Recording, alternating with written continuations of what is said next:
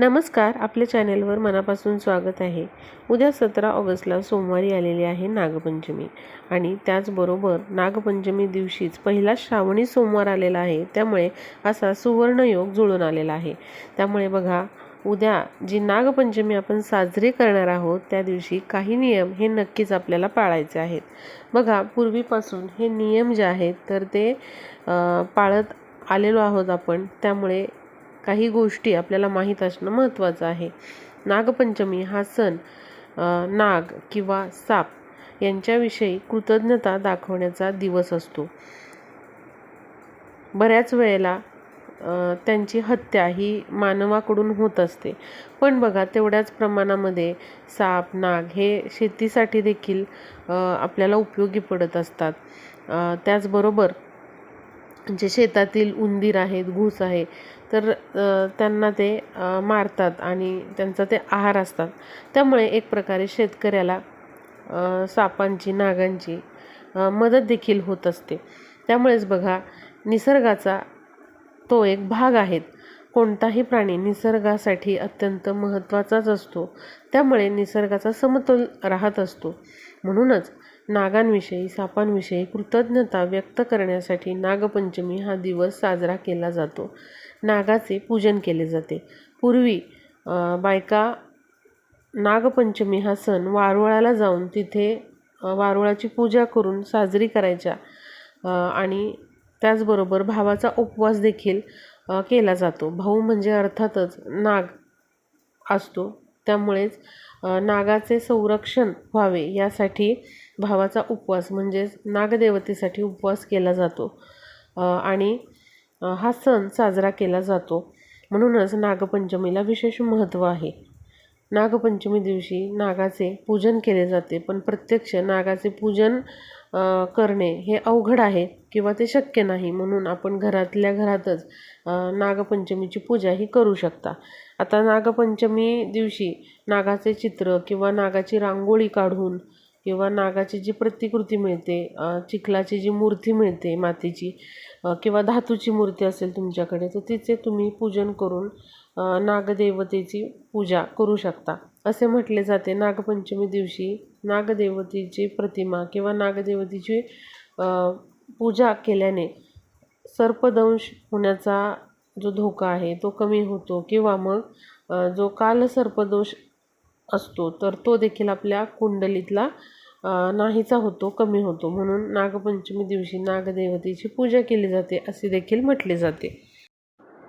पण बघा, पूर्वीपासून काही गोष्टी या चालत आलेल्या आहेत आणि काहींना या गोष्टी माहीत असतील, काहींना या गोष्टी माहीत नसतील।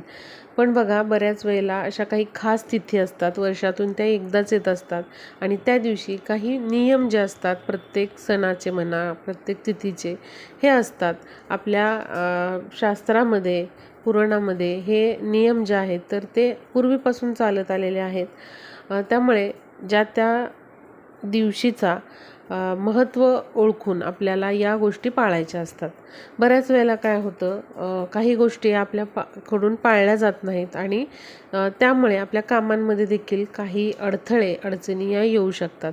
कारण ज्या त्या तिथी दिवशी ज्या त्या गोष्टी करणं देखील तेवढंच लाभदायक असतं आणि जर आपण काही चुकीची कामं करत असू त्या तिथी दिवशी, तर त्याचा आपल्याला दुष्परिणाम देखील भोगावा लागतो। काहीतरी कामांमध्ये अडचणी येणे, घरामध्ये अडचणी येणे अशा गोष्टी घडतात। त्यामुळे बघा, आपल्याला काय करायचं आहे, आता उद्या नागपंचमी आहे, त्यामुळे काही गोष्टींचं पालन आपल्याला करायचं आहे। ज्यामध्ये बघा, काही वस्तू ज्या आहेत किंवा काही ज्या भांड्या आहेत तर त्यांचा वापर आपल्याला नागपंचमी दिवशी करणं टाळायचं आहे। त्याचबरोबर असा एक पदार्थ आहे जो प्रत्येकाने उद्या नागपंचमी दिवशी आवर्जून खायचा आहे। कारण ज्या त्या सणाचं विशेष महत्त्व असतं, ज्या त्या सणादिवशी जे ते पदार्थ खाण्याचं पण विशेष महत्त्व असतं, त्याचे लाभ हे आपल्या शरीराला पण होत असतात आणि त्याचबरोबर त्या तिथी दिवशी ते पदार्थ बनवल्याने त्याची सकारात्मक ऊर्जा सुवासाच्या रूपात आपल्या घरामध्ये पसरत असते। म्हणून बघा, आपल्याला या गोष्टींचं पालन करायचं आहे। पहिल्यांदा आपण बघूया की नागपंचमी दिवशी आपल्याला उद्या कोणत्या भांड्यांचा वापर करायचा नाही, कुठली भांडी ज्यांना आपल्याला स्पर्श करायचं नाही किंवा वस्तू आपल्याला शक्यतो वापरणं टाळायच्या आहेत. तर बघा, नागपंचमी दिवशी आपल्याला जे लोखंडी अवजारं आहेत किंवा लोखंडी वस्तू आहेत तर त्या आपल्याला वापरायच्या नाहीत. आता जसं की जे अवजारं आहेत किंवा हत्यारं आहेत तर ती लोखंडापासून बनलेली असते. जसं की कुऱ्हाड असेल किंवा आणखीन कुठली अवजारं असतील तर त्यांचा वापर आपल्याला नागपंचमी दिवशी करायचा नाही. त्याचबरोबर टोकदार, धारदार चाकू, सुरी यांसारख्या वस्तू देखील आपल्याला वापरायच्या नाहीत. कारण का बघा, पूर्वी अशी ही अवजारं, हत्यारं ही शेतीचे खनन करायला किंवा मातीचं खनन करायला वापरायचे. त्यामुळे सापांना किंवा नागांना याचा धोका असण्याची शक्यता असते ते खणत असताना. म्हणून या दिवशी अवजारं किंवा काही टोकदार शस्त्र वापरायची नाहीत. त्यामुळे बघा, आपल्याला नागपंचमी दिवशी अशा पद्धतीने चाकू, सुरी, विळी किंवा जे लोखंडी जे हत्यारं आहेत तर ते वापरायचे नाहीत. असं म्हटलं जातं, नागपंचमी दिवशी चुलीवर तवा ठेवू नये, तव्यावर काही भाजू नये. त्यामुळे बघा, नागपंचमी दिवशी जो तवा आहे तर तो आपल्याला शक्यतो वापरायचा नाही. तवा न वापरता जे कोणते पदार्थ तुम्ही बनवू शकता ते आपल्याला बनवायचे असतात. त्याचबरोबर आपल्याला तळणीचे पदार्थ देखील या दिवशी बनवायचे नाही. म्हणजे तळलेले पदार्थ जे आहेत तर ते देखील आपल्याला बनवायचे नाहीत. त्यामुळे आपल्याला तवा जो आहे तर तो शक्यतो नागपंचमी दिवशी आपल्याला वापरायचा नाही. तळणीचे पदार्थ शक्यतो आपल्याला बनवायचे नाहीत. या गोष्टी आपण लक्षात घ्यायच्या आहेत. आता बघूया कोणता पदार्थ नागपंचमी दिवशी हा आवर्जून आपण खायला पाहिजे. बघा, प्रत्येक सणाचं हे विशेष महत्त्व असतं. प्रत्येक सणाला वेगवेगळे पदार्थ हे बनवले जातात. त्यामुळे नागपंचमी दिवशी देखील काही पदार्थांना विशेष महत्त्व दिले गेलेले आहे. आत्ता मी तुम्हाला सांगितलं की या दिवशी तव्यावर भाजलेले किंवा मग तळणीचे जे पदार्थ आहेत तर ते शक्यतो खाल्ले जात नाहीत. त्यामुळे बघा, नागपंचमी दिवशी आपण उकडलेले पदार्थ हे खाल्ले पाहिजेत किंवा जो नागदेवतेला नैवेद्य आपण दाखवतो त्यामध्ये उकडलेले पदार्थ असावेत. या पदार्थांमध्ये बघा, तुम्ही पुरणाचे दिंड किंवा ओल्या नारळाचे आणि गुळाचे दिंड बनवू शकता किंवा कानोले, पातोळ्या हे बनवले जातात आणि ते नागदेवतेला दाखवले जातात.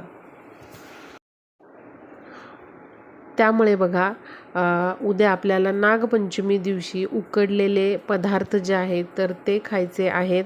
यामध्ये तुम्ही दिंड, पुरणाचे दिंड करा किंवा मग जे कानोले असतात किंवा ओला नारळ आणि गुळाचे जे पदार्थ असतात, गोड पदार्थ, तर ते आपल्या आहारात पाहिजेत किंवा ते आपण नागपंचमी दिवशी नागदेवतेला नैवेद्य म्हणून आधी दाखवायचे आहेत आणि नंतर ते आपल्याला खायचे आहेत. त्याचबरोबर आपल्याला बघा, उद्या हे जे पदार्थ आहे तर ते हळदीच्या पानामध्ये बनवायचे आहेत. हळदीच्या पानांचं विशेष महत्त्व का आहे? कारण हळदीची पानं ही सुवासिक असतात आणि नागदेवतेला किंवा सापांना सुवास किंवा सुगंध हा अतिशय प्रिय आहे. त्यामुळे हे जे पदार्थ आहेत उकडलेले, कानोले, पातोळ्या किंवा मग दिंड जे आहेत तर ते हळदीच्या पानांमध्ये उकडलेले असावेत आणि असा नैवेद्य आपल्याला नागदेवतेला दाखवायचा आहे. म्हणजेच काय, तर हळदीच्या पानातले जे गुणधर्म आहेत तर ते त्या पदार्थांमध्ये देखील उतरतात, तो सुवास उतरतो आणि असे पदार्थ आपल्याला नैवेद्य म्हणून दाखवून आवर्जून स्वतः देखील खायचे आहेत. त्यामुळे बघा, असे हे पदार्थ मी सांगितल्याप्रमाणे खायचे आहेत आणि हळदीच्या पानामध्ये विशेष करून आपल्याला हे शिजवायचे आहेत. त्यानंतर पुढचा जो पदार्थ आहे ते म्हणजे दूध. बघा, नागपंचमी दिवशी दूध हे नागदेवतेला नैवेद्य म्हणून ठेवले जाते. त्याचबरोबर उद्या श्रावणातला पहिला सोमवार आहे, त्यामुळे दूध जे आहे ते आपल्याला भोलेनाथांना त्याचबरोबर नागदेवतेला दाखवायचेच आहे. कच्चे दूध हे दाखवायचे आहे आणि त्याचबरोबर आपल्याला स्वतः देखील उद्या दूध हे प्यायचे आहे. जरी उपवास असेल तुमचा श्रावण सोमवारचा, नागपंचमीचा, तरी देखील तुम्ही दूध हे उपवासाला खाऊ शकता किंवा मग ते पिऊ शकता.